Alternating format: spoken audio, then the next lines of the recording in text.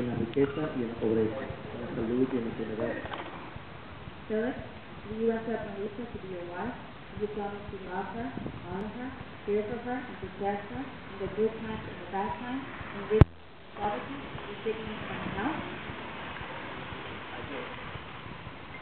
As a sign of this promise, place your ring on the wedding finger of the bride.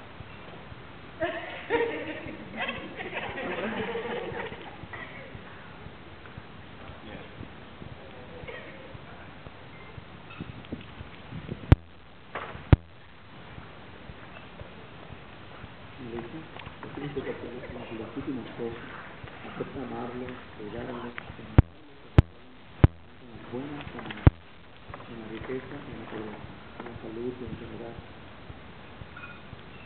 Melissa, do you accept Philip to be your husband? Do you promise to love him, honor him, care for him, and protect him in the good times and bad times, in richness and in poverty, in sickness and in health?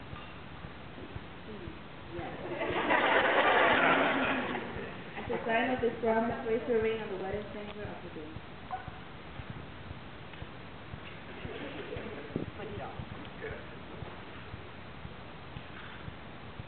Okay, let's now give opportunity to Olivia Atma, who's going to have the unity of the castle.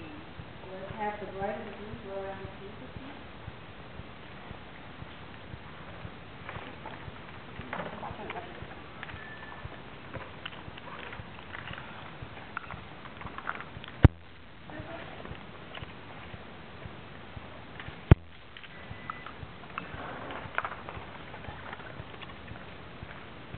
Melissa and Philip, you have just sealed your relationship by giving and receiving of rings in exchange of a kiss.